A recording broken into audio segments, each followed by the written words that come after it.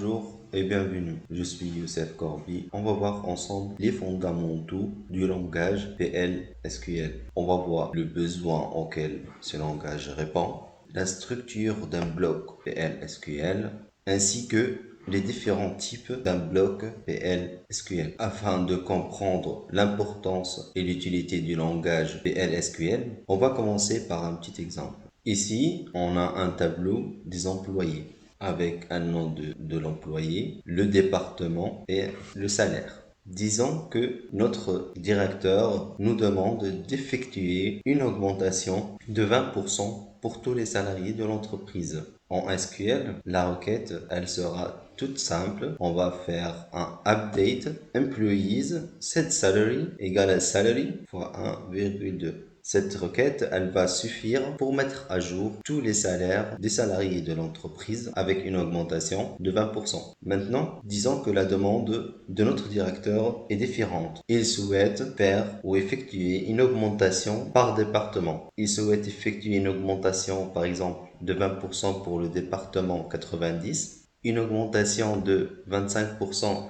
pour le département 60 et une augmentation de 30% pour le département 100 pour les salariés qui ont un salaire inférieur à 10 000 et supérieur à 3 000 euros. Pour les personnes qui connaissent SQL, la requête qui répond à ce besoin n'existe pas. Et pour répondre aux besoins de notre directeur, on va être obligé d'utiliser une instruction conditionnelle. Par exemple, on va dire if département de l'employé égale à 90, alors effectuer une augmentation de 20%.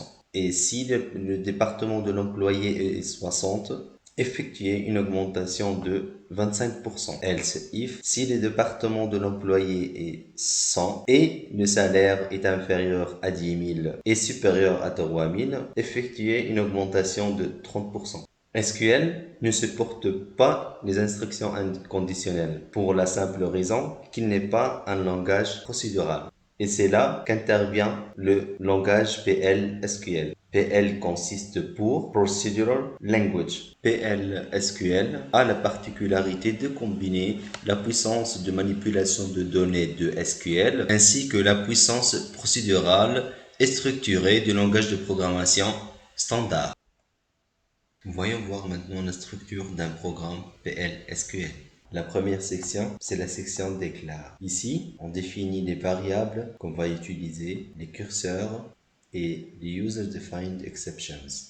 Il faut savoir qu'il existe deux types d'exceptions. Des exceptions système, et celles-ci on va le voir plus tard, et les exceptions définies par l'utilisateur. Ce sont des exceptions qui font partie de la logique de notre bloc et non pas des erreurs générées automatiquement par le système. La deuxième section, c'est la section Begin. C'est une section obligatoire pour le fonctionnement d'un bloc PL/SQL où on va définir les requêtes SQL et les requêtes PL/SQL. Remarquons ici l'existence de S à la fin de statements, SQL statements et PL/SQL statements. Rappelons-nous que le langage SQL nous limite à l'utilisation et l'exécution d'une seule requête à la fois. Et c'est là l'avantage de PL/SQL. Il nous offre la possibilité d'exécuter un ensemble de plusieurs requêtes à la fois. La troisième section, c'est la section exception. Lors de l'exécution des requêtes qu'on a définies dans la section Begin, des erreurs d'exécution peuvent surgir et interrompre par conséquent le bon déroulement de notre bloc. Dans la section exception, on va pouvoir trouver les défauts et les résoudre et ainsi programmer les traitements de ces erreurs. Et la dernière section, c'est la section end pour dire que c'est la fin du programme. Voyons voir maintenant les différents types d'un bloc PL/SQL. Il existe deux types de blocs, un named block et named blocks. Le bloc qu'on vient de voir s'appelle anonymous block où on se contente d'écrire tout simplement le code et de l'exécuter sans lui donner un nom et sans que ce dernier puisse être réutilisable par la suite. Le deuxième type de bloc, c'est les named blocks. On va donner un nom à notre procédure. Procedure name is pour pouvoir l'appeler et l'utiliser par la suite dans notre code en l'appelant avec le nom qu'on vient de lui affecter. Une fonction est identique à une procédure à la différence que cette dernière nous retourne un return value et qu'on doit définir le type de retour dans notre déclaration. À présent, on va voir quelques avantages de l'utilisation des blocs nommés. Le premier avantage, c'est la performance. Imaginons qu'on a 100 requêtes à exécuter. En SQL, ces 100 requêtes seront envoyées une par une au serveur. Par contre, ils peuvent être envoyés dans un seul bloc PL/SQL, ce qui permet d'optimiser la sollicitation des bases de données. Aussi, les procédures nommées sont généralement stockées et précompilées dans la base de données, offrant par conséquent des meilleures performances. Le deuxième avantage, c'est la sécurité. Les procédures nommées offrent un niveau de sécurité élevé du fait qu'ils résident dans la base de données et qu'ils sont cachés du point de vue de l'application qui en fait l'usage. Ces applications appellent les blocs nommés que pour l'exécution. Le troisième avantage, c'est la maintainability, c'est la facilité de la maintenance du code. L'aspect d'un bloc nommé, comme on a vu tout à l'heure, est simple et clair, ce qui facilite la mise à jour, la modification et l'évolution du code.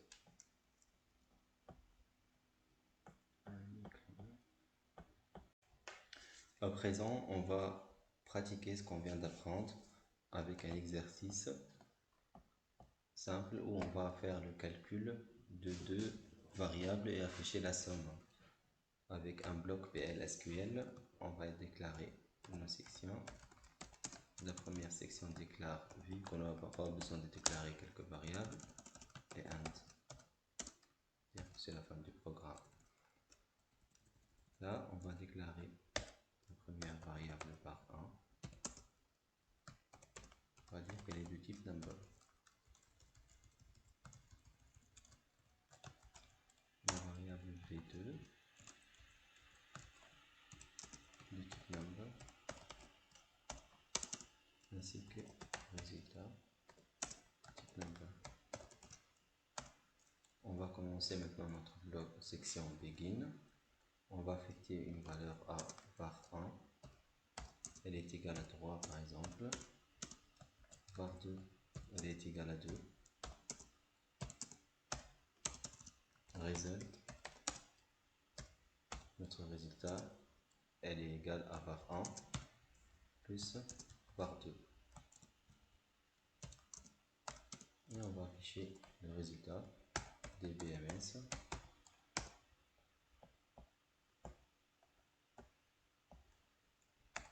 Output dot put line là. Le résultat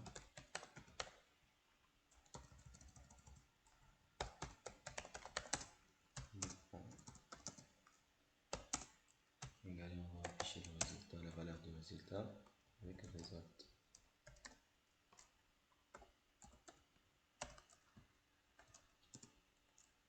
Voilà, on va compiler.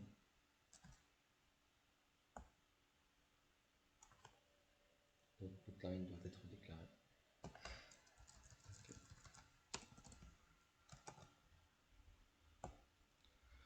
Voilà, result égale à 5. D'accord, on a défini nos variables, affecté les valeurs, et ici c'est le calcul des résultats et l'affichage. Maintenant, on va faire un autre exemple avec les instructions conditionnelles dans un bloc PL/SQL.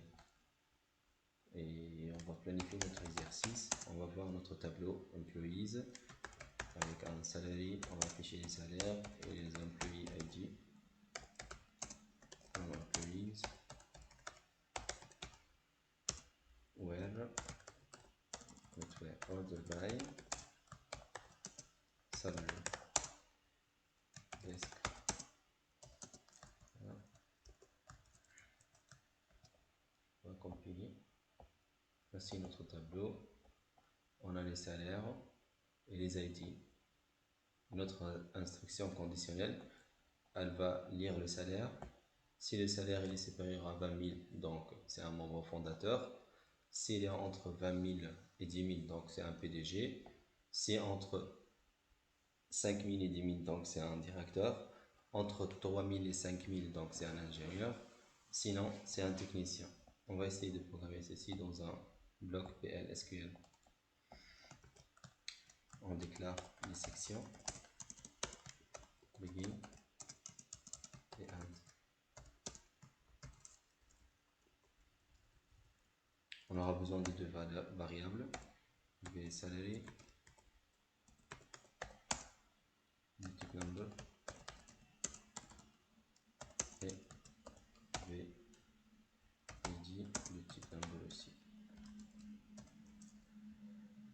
Là on a défini les variables, donc maintenant on va initialiser le VID pour pouvoir faire le calcul. VID disons que c'est égal à 100. Maintenant sélectionnez la valeur, le salaire de l'employé en question, donc salary into la variable qu'on vient de créer, vSalary, from le tableau employees, where le employee ID, c'est notre VID. Maintenant on a le salaire dans la variable vSalary et on va faire le contrôle dessus dans notre instruction conditionnelle. On va faire if vSalary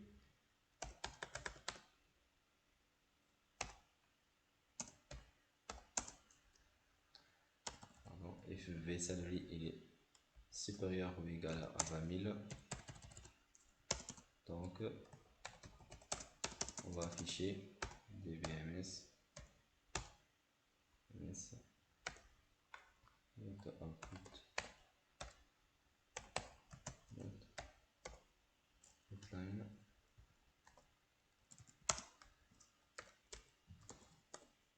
donc on va afficher le nombre 4.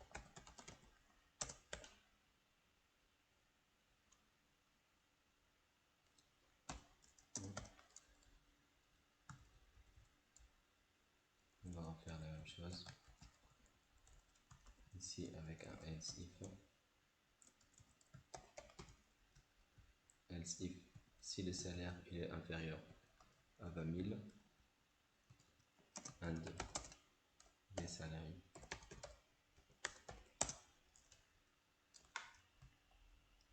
est supérieur ou égal à 10 000, donc notre employé c'est un PDG. C'est un PDG. Aussi, si le salaire il est entre inférieur à 10 000 et supérieur ou égal à 5 000, donc c'est un directeur.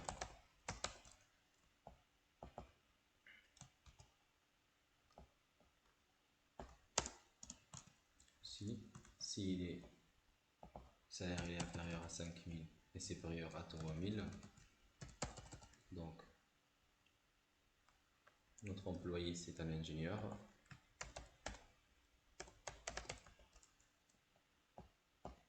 Et on va finir avec un else.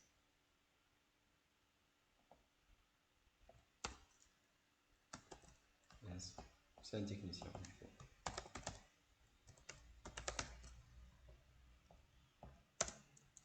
Et on va finir avec un indi. Voilà, on va compiler.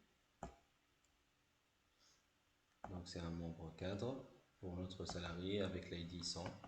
Ce que je peux faire, c'est on va ajouter le salaire en face avec le output pour vérifier qu'on a le bon résultat. Voilà.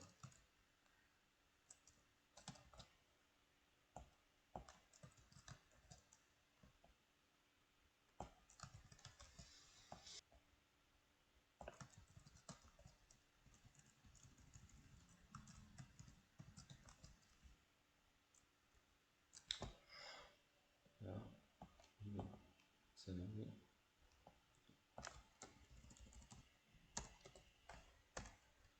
Décopier.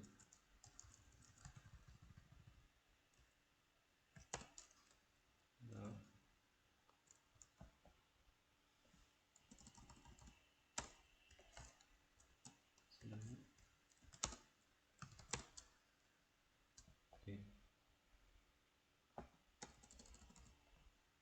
base salary.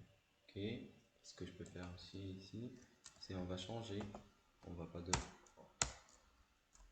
mettre, on va demander à l'utilisateur d'entrer la valeur ID. Et on va compiler, voilà, on nous demande le ID 114. On a une erreur.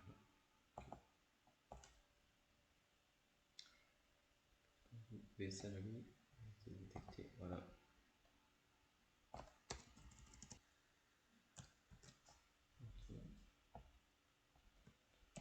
114. Donc, on a un PDG et le salaire c'est 15 880. Je vais faire un espace ici. Tac, tac,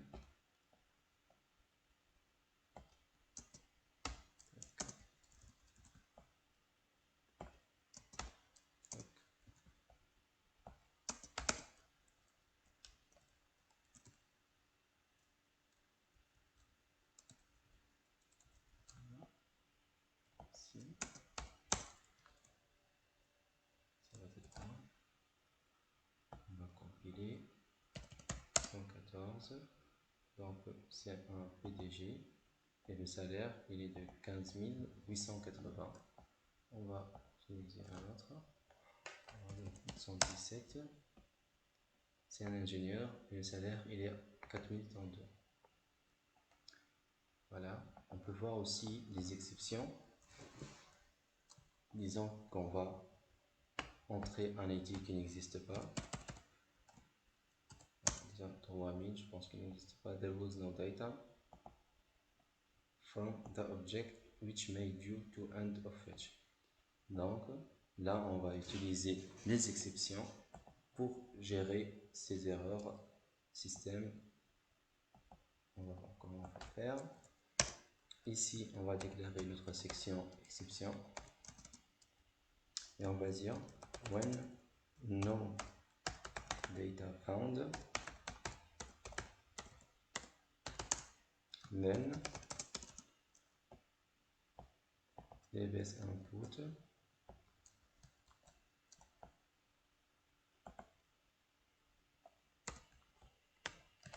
on va dire ID inexistant. Voilà, c'est un exemple pour l'utilisation des exceptions système. Voilà, on va compiler, on va entrer un numéro d'ID qui n'existe pas. Voilà, il affiche ID inexistant. Voilà, j'espère que c'était clair, que ça éclaircit un petit peu les fondamentaux du langage PL/SQL. Voilà, à la prochaine vidéo.